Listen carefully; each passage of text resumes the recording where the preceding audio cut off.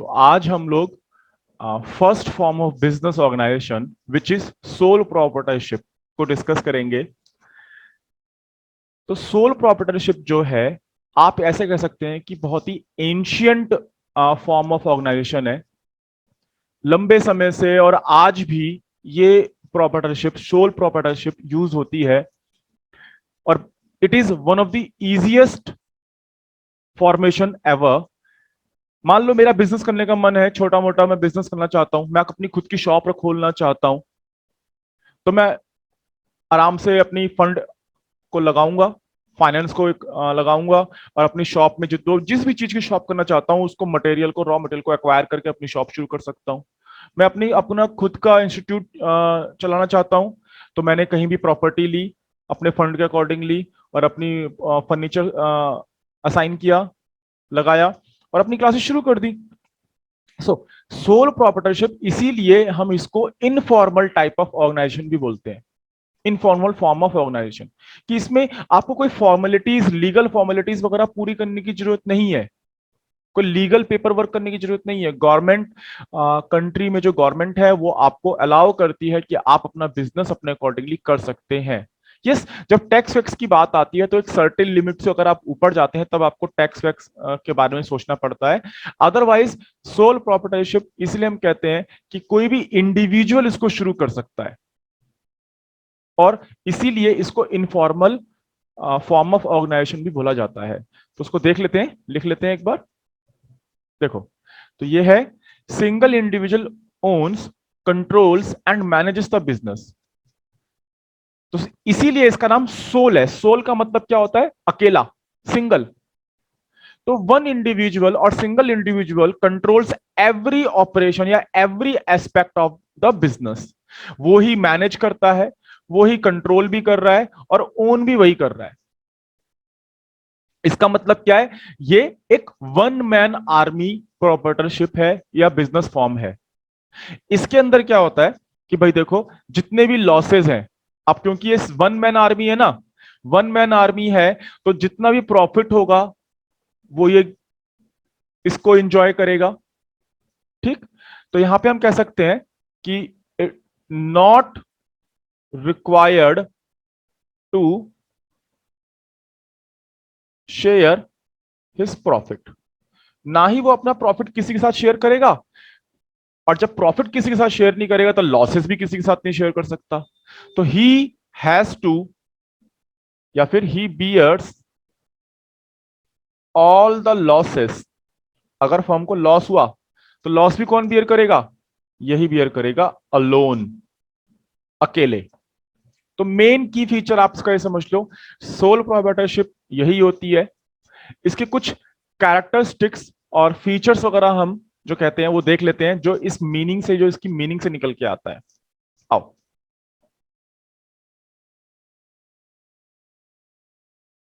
So first feature of sole proprietorship is single ownership, जो हमने meaning में देखी थी।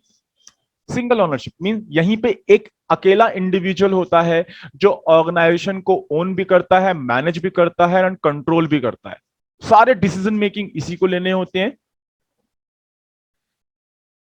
अ सिंगल इंडिविजुअल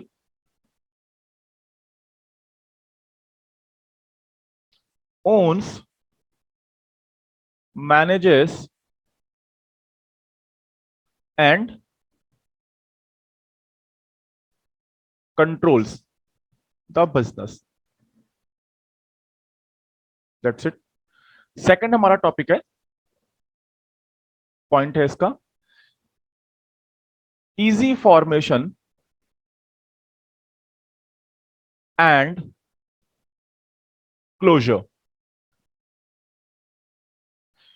अब देखो, इसका पॉइंट वही है कि एक सिंगल ओनर होता है तो वो कभी भी अपने बिजनेस को शुरू कर सकता है। फॉर एग्जांपल, मैं अपनी अपनी लाइफ के बारे में बताऊं कि मैं कैसे एजुकेशन इंडस्ट्री में आया। मैं पहले एम्प्लॉयमेंट में था, यानी पहले मैं नौकरी करता था, बिजनेस एनालिस्ट की मेरी प्रोफाइल थी। काफी सालों तक मैंने वहां पे काम किया। ये मेरी हॉबी थी और इसको मैं पार्ट टाइम के तौर पे पढ़ाता था। लेकिन इन 2018 मैंने जॉब छोड़ी और विद इन 2 days मैंने अपना इंस्टीट्यूट भी खोल लिया। I had my own place. मैंने अपनी ब्रांडिंग करी, मैंने अपना एडवर्टाइजमेंट के लिए जो भी लोगो एंड जो भी आप ब्रोशर वो सब करते हैं मैंने करवाया। विद इन 2 to 3 days मैंने अपना ये बिजनेस फॉर्मुलेट कर लिया। फर्नीचर परचेज किया, फर्नीचर को लगाया, बोर्ड परचेज किए और जो दूसरी जो नेसेसरी चीजें होती हैं वो नोट, क्योंकि मैं ट्यूशन पहले से ही पढ़ाता था, कोचिंग पहले से देता था, तो नोट्स कुछ आधे तैयार थे। मैंने बाकी जैसे जैसे मैं पढ़ाता रहा वैसे वैसे मैं नोट्स तैयार करता रहा। तो आप ये देख सकते हैं कि बहुत ही डिसीजन मेकिंग, यानी कि मैंने जो मुझे अपना बिजनेस शुरू किया है मैंने बहुत टाइम से लिया और उसके बाद अपने आप अपने बिजनेस को आसानी से सेटअप भी कर लिया according to my funds, obviously जितना मेरे पास फंड है। तो इसीलिए हम कहते हैं कि ना मुझे कोई लीगल मुझे ना कोई लीगल फॉर्मेलिटी पूरी करनी पड़ी, ना मुझे कोई लीगल पेपर वर्क करना पड़ा, ना पुलिस से परमिशन लेनी पड़ी। जो कई बार आपको कुछ बड़ा बिजनेस करना होता है तो पुलिस वगैरह इंक्वायरी वगैरह होती है, तो वो करना पड़ता है आपको। कोई अगर कंपनी लॉ या किसी एक्ट के अंदर आप आते हैं तो वहां से आपको रजिस्ट्रेशन या परमिशन वगैरह लेनी होती है। तो ऐसा कुछ भी नहीं था, मुझे कुछ भी नहीं करना पड़ा, आसानी से मैंने बिजनेस शुरू कर लिया। सिमिलरली मान लो मुझे अपनी बिजनेस की लोकेशन चेंज करनी है या मैं कहीं शिफ्ट हो रहा हूं, मान लो अभी मैं दिल्ली में हूँ, दिल्ली से मैं पढ़ाता हूँ और अभी मुझे अपनी लोकेशन शिफ्ट करके सपोज देहरादून जाना है, तो I can easily do that. मैं अपना यहाँ से सब कुछ क्लोज करूंगा, अपना फर्नीचर सेल ऑफ करूंगा, नहीं करूंगा जो भी करना है उसको मैं इजिली अपनी, अब मुझे किसी से भी परमिशन लेने की जरूरत नहीं है, लीगल फॉर्मेलिटीज पूरी करने की जरूरत नहीं है, मैंने कोई लीगल डेट्स नहीं है, लीगल गवर्नमेंट डेट्स नहीं है मेरे ऊपर कि मैं मुझे पे ऑफ करने हैं तभी मेरा बिजनेस बंद हो सकता है, अदरवाइज बंद नहीं हो पाएगा। मैंने आज डिसाइड किया कि मुझे बंद करना है, मैं देहरादून शिफ्ट हो रहा हूँ, देहरादून जाऊंगा, वहां पे अगेन मैं दोबारा आसानी से अपना बिजनेस ओपन कर सकता हूं according to my fund and finances, right. तो it is very easy, can be, तो इन शॉर्ट हम देख लेते हैं, can be easily started without the requirement of license।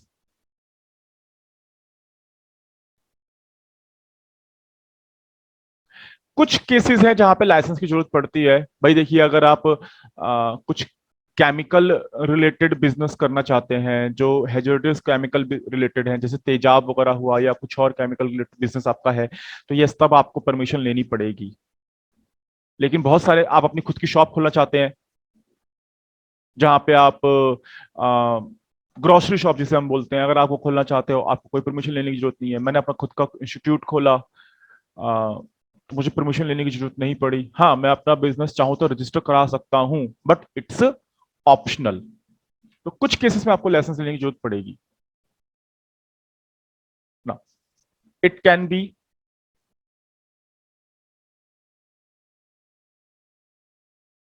easily closed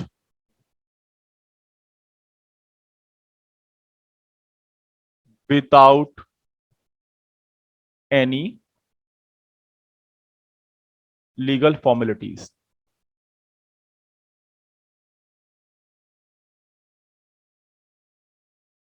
ठीक। Now third feature is unlimited liability. एक soul proprietorship जो honour है वो अपने फंड के अकॉर्डिंगली बिजनेस शुरू करता है, सब कुछ मैनेज वो कर रहा है, कंट्रोल भी वही कर रहा है, तो उसकी उसकी लाइबिलिटी होती है वो अनलिमिटेड होती है। हम यहाँ पे क्या कह रहे हैं, हम यहाँ पे ये कह रहे हैं कि जो बिजनेस की ऑनर से सेपरेट लीगल आइडेंटिटी नहीं होती है, ये हम यहाँ पे कह रहे हैं।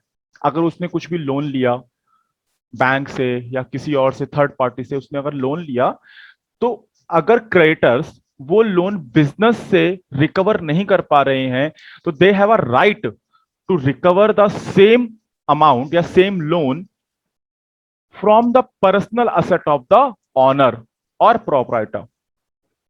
तो पुराने जमाने की जो मूवीज में हम देखते थे कि जो हीरो होता था बड़ा रिच होता था, फिर बाद में उसका घर बार सब बिक जाता था बिजनेस के चक्कर में। तो ये वही कहानी है कि यहाँ पे सोल प्रोप्राइटरशिप का अगर वो डेप्ट नहीं पे कर पा रहा है बिजनेस के, जो बिजनेस के पर्पस के लिए उसने लिया था, तो उस डेप्ट के को पे ऑफ करने के लिए ऑनर की असेट्स तक बिक जाती हैं, पर्सनल असेट्स तक बिक जाती हैं, उसका घर बार सब, जो कुछ भी वो ओन करता है, ठीक है, अटैच किया जा सकता है।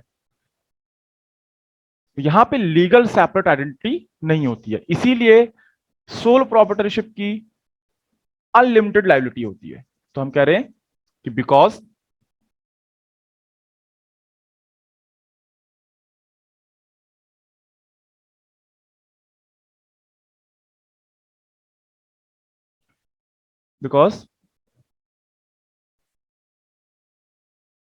There is no legal separate identity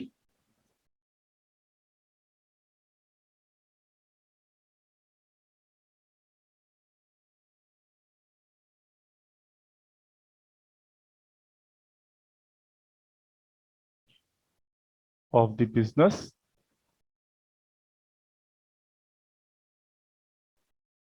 of the business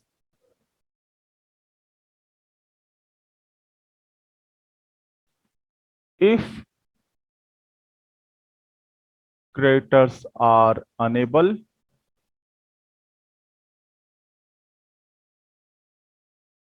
to recover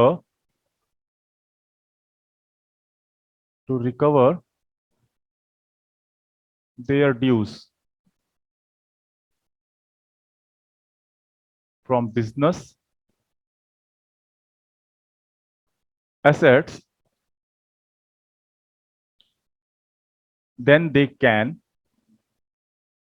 they have a right to recover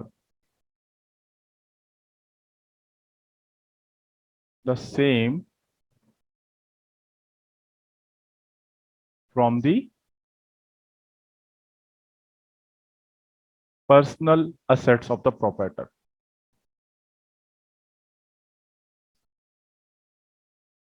honour भी आप लिख सकते हो। फोर्थ हमारा है, फोर्थ फीचर है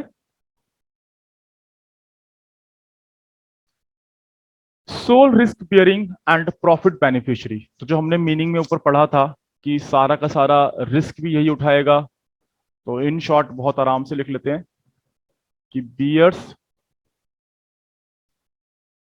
all the risk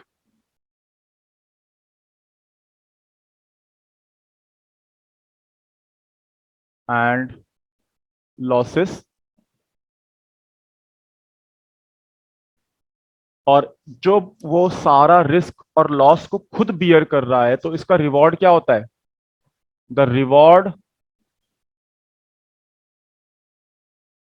of risk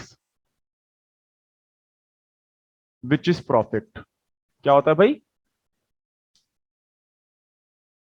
profit होता है।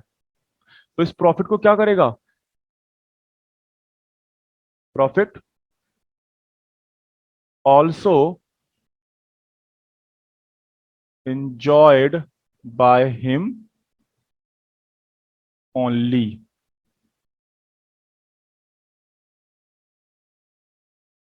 अकेला वो ही इस प्रॉफिट को, पूरे प्रॉफिट को एंजॉय करेगा। दैट्स इट, इतनी ही एक्सप्लेनेशन बहुत है इसके लिए। फिफ्थ देखते हैं। फिफ्थ हमारे पास ऊपर अभी हमने पॉइंट नंबर 3 में अनलिमिटेड लाइबिलिटी की बात की थी, तो उसी को हम वहां से ब्रेक करके एक और पॉइंट बना सकते हैं। No separate legal entity. यहां पे आप बता सकते हो कि बिजनेस के ऑनर से सेपरेट एंटिटी नहीं होती है। फॉर एग्जाम्पल मैं क्लासेस देता हूं, तो आप जो है मेरे बिजनेस को मेरे नाम से जानते हो। यहां पे एक अंडरस्टैंडिंग ले रहे हैं हम, है ना, कि यहां पे देखिए जब एक सोल प्रोप्राइटरशिप होता है या सोल ऑनर होता है तो बिजनेस हमेशा या कई बार बिजनेस के ऑनर के नाम से जाना जाता है। जैसे आप मेरे नाम लेंगे कि सर आपको कौन पढ़ाता है, तो आप कहेंगे कि आशुतोष सर हैं, वो पढ़ाते हैं हमें accounts and business economics, right. तो आप क्या बता रहे हैं, आप मेरे बिजनेस का नाम, यानी मेरे जो इंस्टीट्यूट का नाम है सिंह कॉमर्स क्लासेस, इसका नाम एक बार को आप सेकेंडरी पॉइंट पे लेंगे, लेकिन फर्स्ट आप बताएंगे कि अपने टीचर का नाम, कि सर मैं आशुतोष सर से पढ़ती हूँ या पढ़ता हूँ, है ना। तो यहाँ पे बिजनेस का कोई सेपरेट एंटिटी या सेपरेट अस्तित्व, एंटिटी का मतलब हो गया अस्तित्व, एग्जिस्टेंस, अलग एग्जिस्टेंस नहीं होती है। बिजनेस और ऑनर एक ही माने जाते हैं यहाँ पे। इसीलिए ऊपर जब हमने पॉइंट पढ़ा कि जो लाइबिलिटी है वो बिजनेस की लाइबिलिटी ऑनर की लाइबिलिटी बन जाती है। ठीक है,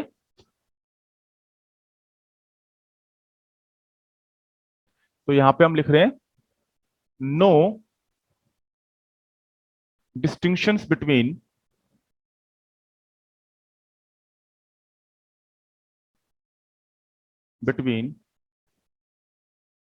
अ sole proprietorship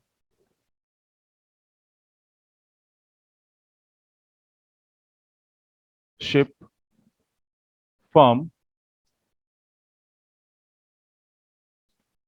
and an owner. इनके बीच में कोई अलीगल अलग अस्तित्व नहीं है, दोनों एक ही माने जाते हैं। सिक्स देखो, सिक्स है हमारे पास फुल कंट्रोल। फुल कंट्रोल होता है भाई, अकेला ऑनर है, सब कुछ खुद ही मैनेज कर रहा है, सारा कंट्रोल खुद का है, अपने अकॉर्डिंगली बिजनेस को चला रहा है, सारे प्लान्स अपने अकॉर्डिंगली ले रहा है, किसी से इंटरफेरेंस की कोई इंटरफेयर नहीं कर रहा है, किसी से कुछ डिस्कस करने की जरूरत नहीं है, सारे डिसीजंस खुद के डिसीजंस हैं।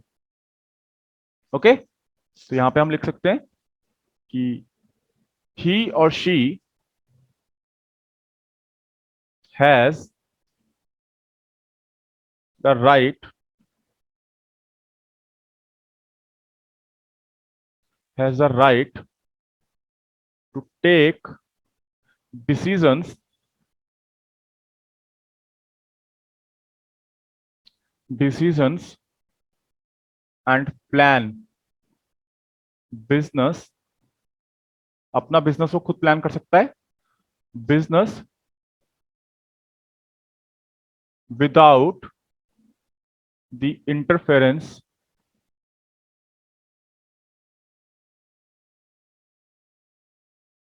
Of outsiders. ठीक है, seventh, lack of continuity. Lack of continuity का मीन्स यहां पे है, देखो, जब सारा बिजनेस एक सिंगल इंडिविजुअल पे डिपेंडेंट है और वही इसको चला रहा है, तो कल को अगर अनफॉर्चुनेटली उसे कुछ हो जाता है, चाहे डेथ हो, इंसॉल्वेंसी हो, इंसॉल्वेंसी का मतलब होता है कि दिवालिया हो जाना, यानी अब उसका पैसे नहीं है, बिल्कुल ही खत्म हो गए पैसे, इंसॉल्वेंट हो गया, दिवालिया, चाहे वो बीमार पड़ जाए, इस पोजीशन में आ जाए कि वो अब बिजनेस को नहीं चला सकता है, तो ऐसे में वो बिजनेस भी बंद हो जाता है। This can lead to a closure of the business. For example, suppose मैं क्लासेस चलाता हूँ, जितने भी सब्जेक्ट्स मेरे हैं या मैं इंस्टीट्यूट चला रहा हूँ, मुझे अगर कल को कुछ हो जाता है तो क्या होगा, सारी क्लासेस रुक जाएंगी। मैं अगर एक दिन के लिए बीमार पड़ जाऊं, 2 दिन के लिए बीमार पड़ जाऊं, उस दिन क्लास नहीं होगी, है ना, क्योंकि ये मेरी पर्सनल स्किल के ऊपर डिपेंडेंट है। तो इस टाइप के बिजनेस में जो कंटिन्यूटी होती है वो टोटली डिपेंडेंट होती है ऑनर या प्रोप्राइटर के ऊपर। तो अगर उसे कुछ होता है तो बिजनेस की कंटिन्यूटी पे भी इफेक्ट पड़ता है ना। तो बिजनेस और सोल प्रोप्राइटर एक सिंगल एंटिटी है, तो आ sole proprietor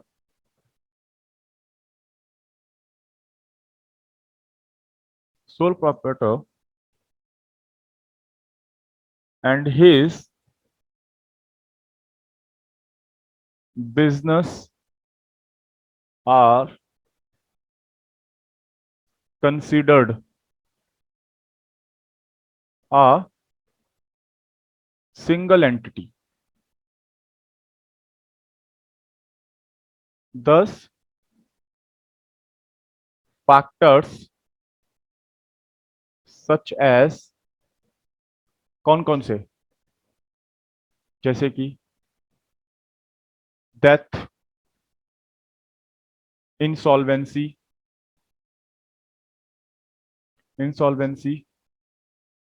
and illness can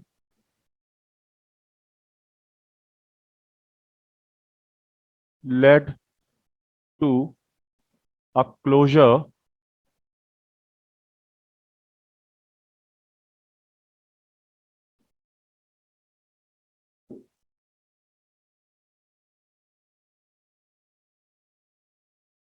of the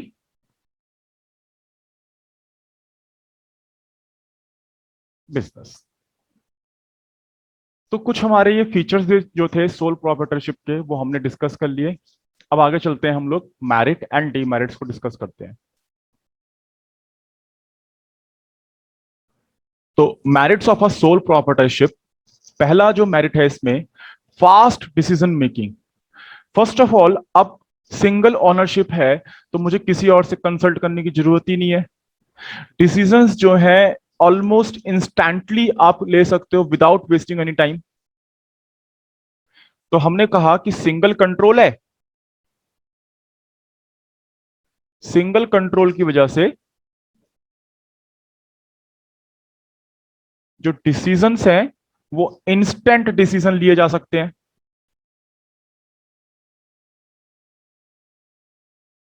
instant decisions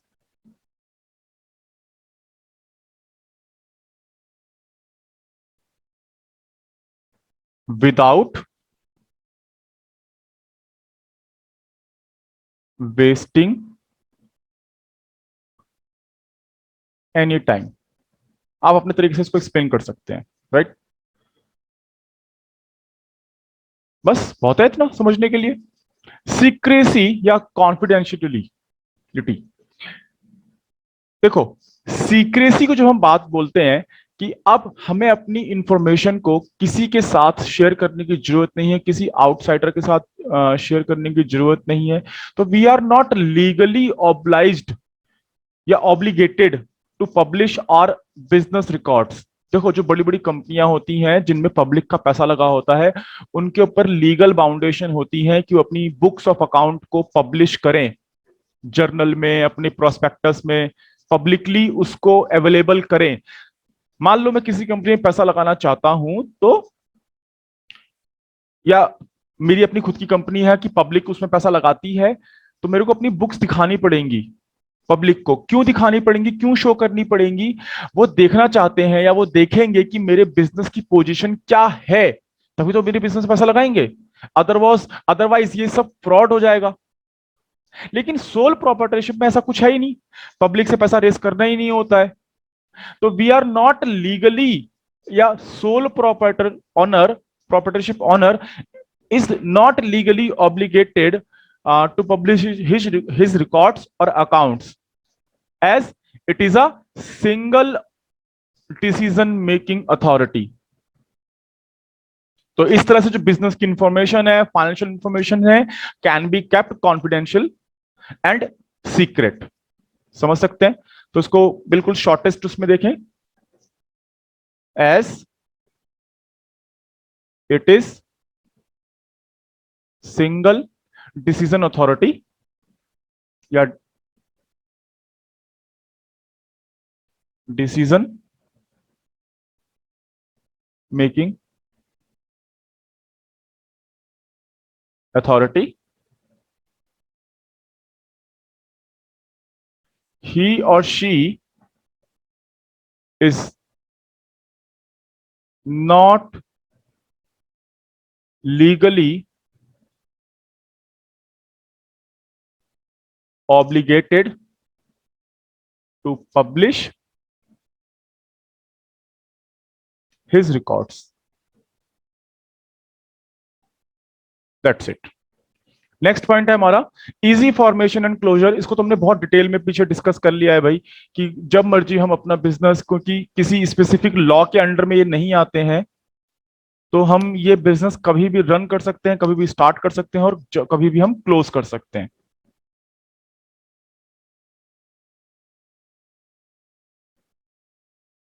ना, इंसेंटिव, इंसेंटिव की बात करें, क्योंकि यहाँ पे जितने भी रिस्क और लॉसेस होते हैं वो कौन बियर करता है?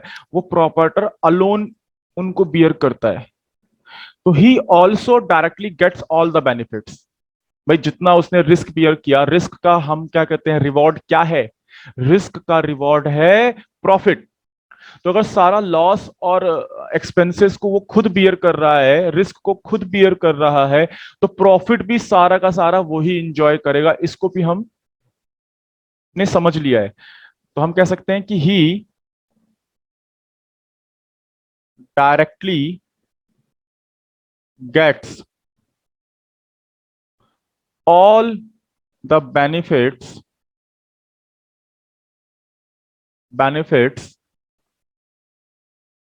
From the efforts efforts he has put into the business. सारे एफर्ट्स उसके, रिस्क उसके, तो प्रॉफिट भी उसी का। पर्सनल कंट्रोल कह लीजिए, पर्सनल कंट्रोल या पर्सनल टच, दोनों को हम एक ही पॉइंट में समझ लेते हैं। अब क्योंकि ऑनर ही बिजनेस को रन कर रहा है, मैनेज कर रहा है, सारे डिसीजंस वो ले रहा है, तो बिजनेस की एक्टिविटी पे, बिजनेस ऑपरेशन पे फुल कंट्रोल होता है उसका। तो हम कह रहे हैं full control on business activities या बिजनेस ऑपरेशंस, और वो अपने अकॉर्डिंगली बिजनेस को रन कर सकता है, अपने अकॉर्डिंगली बिजनेस को मैनेज कर सकता है। ऑल्सो बिजनेस में के जो कस्टमर हैं, उन कस्टमर से इसका डायरेक्ट अटैचमेंट होता है, डायरेक्ट कांटेक्ट होता है। तो ऑनर, बिजनेस का ऑनर, वो अपने कस्टमर की नीड को अंडरस्टैंड करके, उसको समझ के, उनकी डिमांड को समझ के अकॉर्डिंगली अपने गुड्स या सर्विसेज को प्रोवाइड कर सकता है। मान लीजिए आप मेरे कस्टमर हैं, आप मेरे स्टूडेंट्स हैं, आप मेरे कस्टमर हैं, आप मुझे नया नया कुछ कहते हैं कि सर इसमें ये टॉपिक आप ऐसे बताइए, या हमें इसके बारे में बताइए, या हमें उसके बारे में बताइए। डिफरेंट डिफरेंट आपकी डिमांड हो गई कि सर इस टॉपिक के अंदर जरा इसको बता दीजिए कि क्या होता है ना? तो उसको मैं समझ कर कि हाँ मेरे स्टूडेंट्स की ये नीड है, मैं आपको वो एक्सप्लेन करूं, उसके अकॉर्डिंगली मैं आपके लिए क्लासेस रखूं। या फॉर एग्जांपल आप में से कई सारे बच्चे ऐसे भी होते हैं कि आप आके कहते हैं कि सर हमें ना आगे फ्यूचर के बारे में बताइए कि हम क्या कर सकते हैं, हमने कॉमर्स ले ली है, तो अब आगे हम क्या करें। तो आपकी नीड ये हो गई कि आपको क्लैरिटी चाहिए आगे फ्यूचर में कि आप आगे क्या करना चाहे, ये आपको आपकी पसंद के अकॉर्डिंगली, आपके प्रेफरेंसेस के अकॉर्डिंगली आपको मैं कुछ ऑप्शंस बता सकूं। तो मैंने आपको समझा क्योंकि डायरेक्ट हमारा कांटेक्ट है आपसे, और फिर इसके बाद मैं आपको चीज बताऊंगा और आप अपने अकॉर्डिंगली उसको देख सकते हैं। तो ये क्या हुआ, कस्टमर की नीड को ऑनर यहां पे समझ सकता है, क्योंकि पर्सनल टच होता है ना? तो honour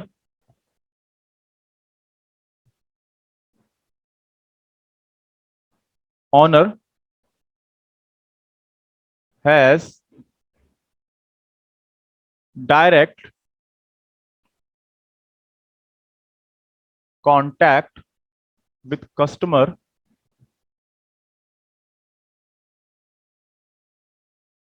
customers, thus he can understand, he or she can understand demands of customers,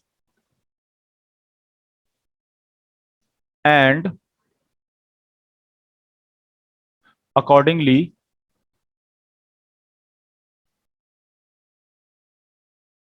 he can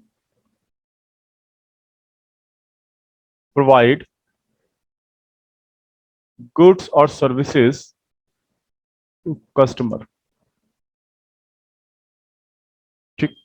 sense of accomplishment, ये एक इसका एक मेरिट हो सकता है भी हमने अपने दम पे सब कुछ किया, सारा काम हम लोग कर रहे हैं। मींस हम लोग से मेरा मतलब है मेरे जैसा, जैसे मैं अकेला बिजनेस रन कर रहा हूँ या ऐसा सच और कोई इस तरह से सोल प्रोप्राइटरशिप को रन कर रहा है, तो यहाँ पे होता है कि सारा काम ऑनर ही कर रहा है। और जब उसका बिजनेस, उसके बिजनेस को एक अचीवमेंट मिलती है यानी सक्सेस मिलती है, तो उसके अंदर एक कॉन्फिडेंस बिल्ड होता है कि यस, मैंने कंट्रीब्यूट किया है यहाँ पे, और मेरे कंट्रीब्यूशन की वजह से आज मेरा एक बिजनेस सेटअप हुआ है, मेरा एक बिजनेस स्टैंड हुआ है। तो it boost confidence in the owner. और जब उसका कॉन्फिडेंस बूस्ट होता है, आपको पता है कि जब हमारा कॉन्फिडेंस बूस्ट होता है तो हम अपनी एक्टिविटीज को, अपनी परफॉर्मेंस को और अच्छे से कर पाते हैं, है ना। तो ये भी एक इसका मेरिट है।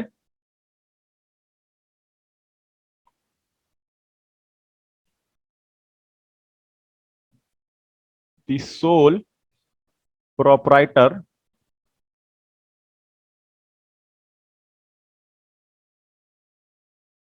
Works for himself,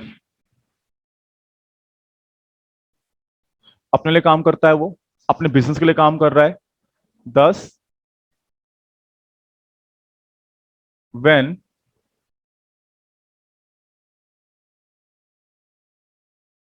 business achieve success,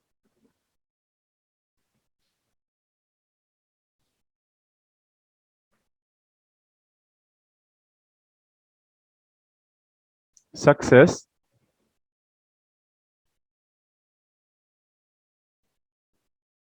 it contributes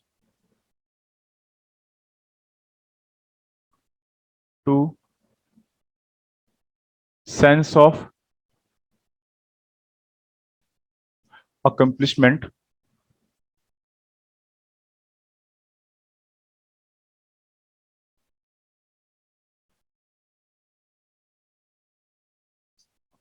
and boost the confidence of the owner.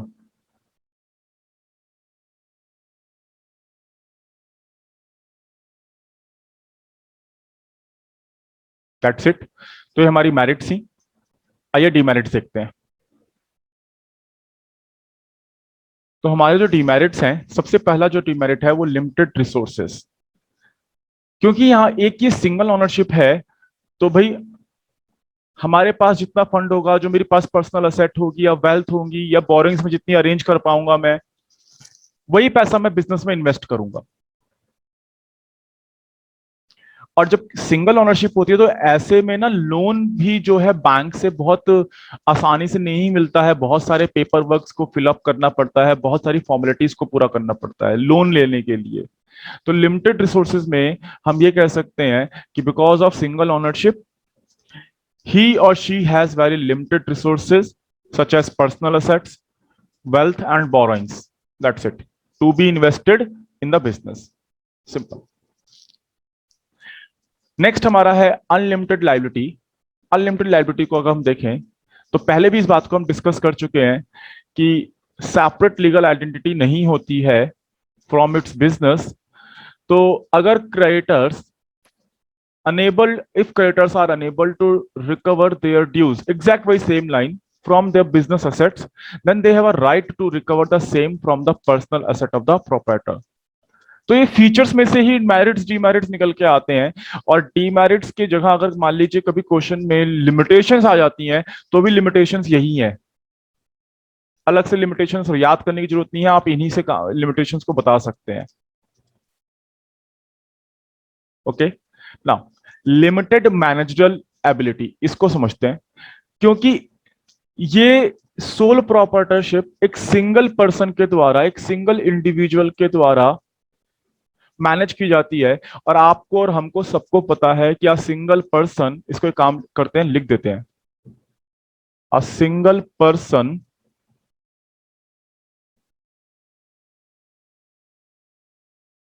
Can not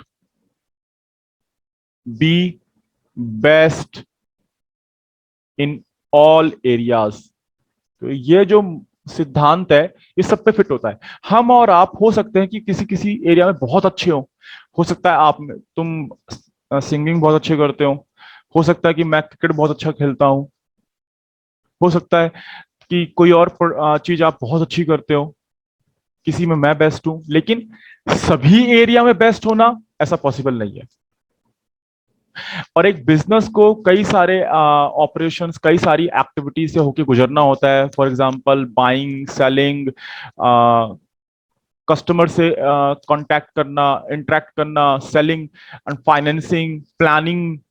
तो अब ये सारी चीज कौन कर रहा है? सिंगल प्रोप्राइटरशिप या सोल प्रोप्राइटरशिप में एक सिंगल इंडिविजुअल कर रहा है। तो हो सकता है कि उसकी ये लिमिटेड एबिलिटी की वजह से बिजनेस एफिशिएंटली काम नहीं कर पाए। ऑल्सो ये एक थोड़ा स्मॉल लेवल पे होता है, तो लिमिटेड रिसोर्सेज की वजह से वो एक्सपर्ट भी हायर नहीं कर सकता कि प्लानिंग एक्सपर्ट को हायर कर लिया या फाइनेंशियल एक्सपर्ट्स को हायर कर लिया। ये एक बिजनेस की लिमिटेशंस हो जाएंगी या डीमेरिट्स हो जाएंगी। लास्ट है हमारे पास limited life of business. Limited life of business, see, क्योंकि कोई डिस्टिंक्शंस नहीं है between business and firm owner. तो अगर बिजनेस के ऑनर को कुछ हो जाता है, फॉर एग्जांपल ऊपर हमने लिखा है डेथ, इंसॉल्वेंसी या इनलेस, ये रीजंस जो है इनकी वजह से आपका बिजनेस या सोल प्रोप्राइटरशिप बंद भी हो सकती है, क्योंकि सोलली डिपेंडेंट है उस प्रोप्राइटर के ऊपर, ऑनर के ऊपर। Right, that's it. तो हमारे डिमेरिट्स या लिमिटेशंस हमारे इतने ही है, मेरिट्स हमने डिस्कस कर लिए। आज की क्लास में इतना काफी है। नेक्स्ट क्लास में हम लोग जॉइंट हिंदू फैमिली बिजनेस के बारे में पढ़ेंगे। ओके।